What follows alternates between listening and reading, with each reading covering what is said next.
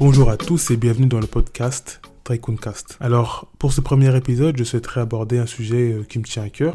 C'est un sujet qui va parler à la fois du manga Naruto et du livre Le pouvoir du moment présent, que je suis en train de lire, je suis toujours en cours de lecture, mais j'ai suffisamment lu, je pense, pour pouvoir déjà faire un parallèle entre les deux. Tout le monde connaît Naruto, je pense, en tout cas, la plupart des gens que je côtoie, et surtout les gens de mon âge. Pour ceux qui ne connaîtraient pas, j'essaie de faire un court résumé. Naruto, c'est un jeune garçon qui vit dans le village de Konoha, qui est orphelin, qui a un démon, lui, qui s'appelle Kyuubi, et qui est rejeté par son village.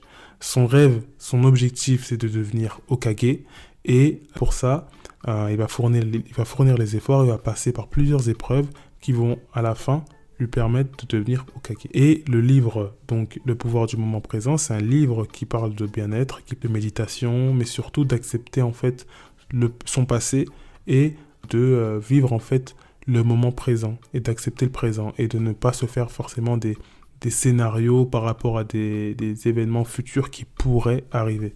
De ne pas se laisser envahir en fait par des pensées négatives venant du passé, mais également du futur. Donc concrètement, pourquoi en fait je souhaite en fait faire ce parallèle entre ce livre et Naruto. En fait, il faut savoir que Naruto, et ça vaut pour la plupart des mangas, sont des œuvres en fait qui se lisent sous plusieurs niveaux de lecture. Et Naruto, c'est un jeune garçon qui est dans cette logique de vivre l'instant présent. C'est-à-dire que c'est un jeune garçon qui pourrait s'inventer toutes les excuses du monde. Je le rappelle, il est quand même orphelin, il est rejeté par son village, il vit seul. Pour vous dire, un épisode, je me souviens, t'as le Hokage donc, de l'époque, qui s'appelle Sarutobi, si je dis pas de bêtises, et Kakashi qui vont dans son appartement, puisqu'il vit seul, et il trouve en fait une bouteille de lait périmé. Pour vous dire à quel point en fait il est seul, il n'y a personne pour s'occuper de lui. Mais à aucun moment c'est une excuse en fait. À aucun moment il utilise en fait son passé comme une excuse. Non, pour lui, c'est quelque chose qui est passé, il l'accepte. Ça le rend parfois peut-être mélancolique, mais c'est pas quelque chose qui va le transformer en un monstre en fait. Non, il va rester Naruto, il sait qui il est et il va fournir les efforts dans le présent, dans le maintenant, pour pouvoir se faire accepter par son village, mais aussi pour atteindre son objectif de devenir Hokage. Et ce n'est pas non plus une personne qui va se faire des scénarios par rapport au futur. Au contraire, c'est quelqu'un qui fonce. C'est quelqu'un qui ne va pas se laisser envahir par des pensées négatives venant du passé, mais aussi du futur. Et c'est ça qui m'a amené en fait à faire ce parallèle avec le pouvoir du moment présent. C'est qu'en fait, le pouvoir du moment présent, c'est un livre qui parle de ça en fait.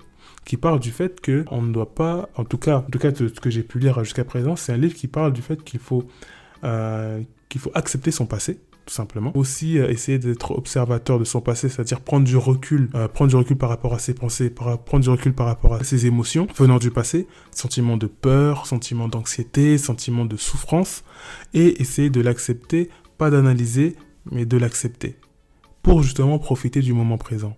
Essayer d'accepter aussi les pensées négatives qu'on peut avoir. Quand je dis accepter, je veux dire par là, essayer de les observer. C'est-à-dire que moi, par exemple, aujourd'hui, et ça arrive à tout le monde, je pense, on a parfois des flashs du passé qui arrivent et on se dit, putain, si j'avais fait comme ça, ou nanana. Et c'est des pensées, en fait, qui vont commencer à te faire souffrir. Et cette souffrance que tu vas ressentir, elle va nourrir aussi ces pensées négatives.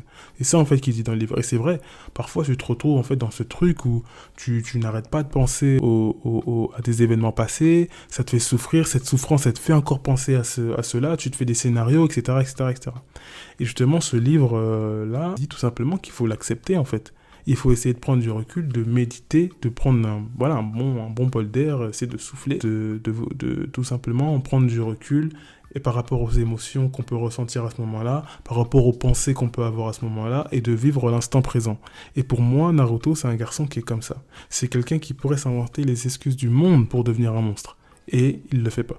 Et justement, dans le Naruto, on le voit sans cesse par rapport aux ennemis qu'il rencontre, que ce soit Sasuke, que ce soit Gaara, que ce soit Pain, ce sont toujours des personnages qui, comme lui, sont orphelins, mais qui, au lieu d'accepter leur passé et de fournir les efforts maintenant pour pouvoir, je dirais pas passer à autre chose, mais en tout cas vivre l'instant présent, eux, ce sont des gens qui vont vivre dans le passé. Ce sont des gens qui ne vont jamais accepter leur passé et qui vont se servir de leur passé pour devenir des monstres concrètement. Et dans le livre Le pouvoir du moment présent, il parle en fait du corps de souffrance. Et le corps de souffrance, c'est justement cette entité qui se nourrit des vibrations négatives. C'est-à-dire que les pensées négatives que tu vas avoir, l'anxiété que tu vas ressentir par rapport au passé, ce sont des ondes négatives. Elles sont plus ou moins fortes selon les personnes.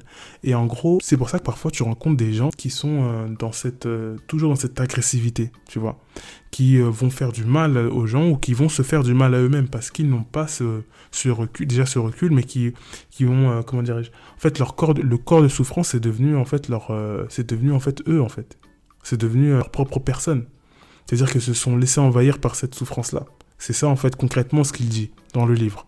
Plus ou moins, en tout cas. Et donc, pour revenir à Naruto, on va prendre l'exemple de Sasuke et de Gaara. Ce sont des deux personnages qui, comme Naruto, sont orphelins, mais qui n'ont pas accepté leur passé. Dans le cas de Sasuke, son clan s'est fait décimer par son grand frère, Itachi, et son objectif, c'est de le tuer. C'est de tuer celui qui a déshonoré son clan. Voilà, et il ne va jamais réussir à se sortir de cette pensée jusqu'au moment où il va le rencontrer. Mais bon, je ne vais pas spoiler pour ceux qui n'auraient pas vu le manga. Et Gaara, c'est un jeune garçon qui n'a, entre guillemets, jamais vraiment connu l'amour. Il n'a jamais connu sa mère puisque sa mère est morte lorsqu'il l'a mis enceinte, lorsqu'elle l'a accouché, pardon.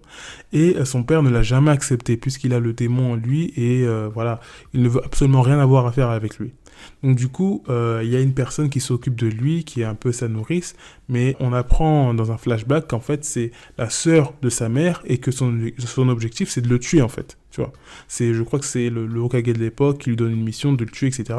Et en fait c'était la seule personne qui pensait qui lui donnait de l'amour en fait. Et derrière, ça va en fait créer ce monstre de Gaara, ce monstre qui va sans cesse vivre dans le passé.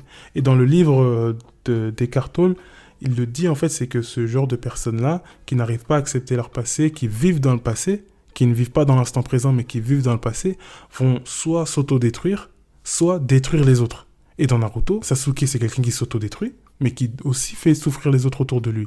Pareil pour Gaara, c'est quelqu'un qui va faire souffrir les gens autour de lui, mais qui va aussi s'autodétruire. Et donc du coup, dans le livre, le parallèle entre le livre et le manga, c'est ça, c'est qu'en gros, Naruto, c'est un garçon qui va vivre dans le présent, qui va à chaque fois fournir les efforts nécessaires pour pouvoir, je dirais pas changer son futur, puisque le futur, c'est quelque chose qui n'existe pas en réalité.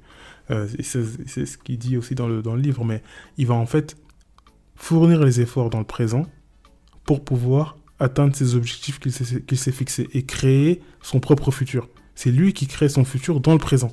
C'est ça en fait, puisqu'en fait le futur c'est ça, hein. C'est juste, c'est du présent en fait, mais qui n'existe pas encore. Mais lui ce qu'il fait c'est créer son futur à partir du présent.